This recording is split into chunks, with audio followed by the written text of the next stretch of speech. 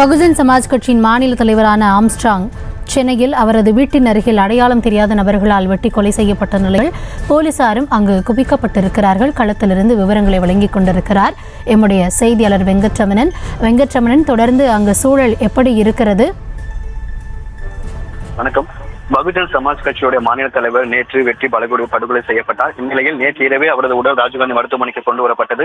இன்று காலை சரியாக 7:50 மணிக்கு அவரது உடலின் உடற்கூறு ஆய்வானது 2 மருத்துவர்கள் முன்னிலையில் நடைபெற்றது. குறிப்பாக அந்த உடற்கூறு ஆய்வானது வீடியோ பதிவும் செய்யப்பட்டது. தற்பொழுது சரியாக 9:45 மணிக்கு அவரது உடற்கூறு ஆய்வானது நிறைவு பெற்றிருக்கிறது. பொதுவாகவே அரசு மருத்துவமனைகள்ல உடற்கூறு என்பது சரியாக 10 மணிக்கு தான் தொடங்கும். தற்பொழுது இந்த விவகாரத்தில் சட்டம் ஒழுங்கை காரணம் காட்டி அவர்களது குடும்பத்தார் மற்றும் ஆதரவுகளுடன் பேசி காவல்துறையின் அறிவுறுத்தலின் பேரில் காலை 7:50 மணிக்கு உடற்கூறு ஆய்வானது தொடங்கியது. தற்பொழுது அந்த உடற்கூறு ஆய்வு 9:45 மணிக்கு நிறைவு பெற்றிருக்கிறது.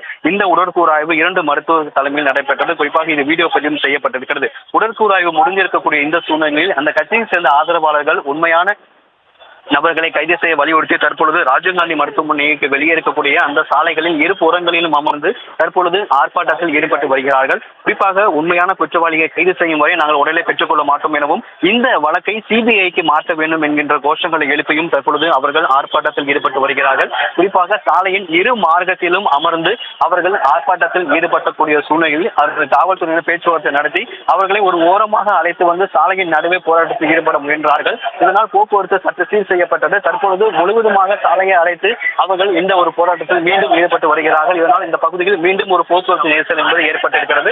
தற்பொழுதைய சூழ்நிலையில் உடற்கூறு என்பது முடிந்திருக்கிறது. இந்த சூழ்நிலையில் தற்பொழுது உண்மையான குற்றவாளிகளை கைது செய்ய வேண்டும் என வலியுறுத்தியும் அதே போல இந்த வழக்கை சிபிஐக்கு மாற்ற வேண்டும் எனவும் தற்பொழுது அவர்களுடைய ஆதரவாளர்கள் சாலையில் அமர்ந்து தற்பொழுது ஆர்ப்பாட்டத்தில் ஈடுபடக்கூடிய ஒரு சூழல் என்பது ஏற்பட்டிருக்கிறது.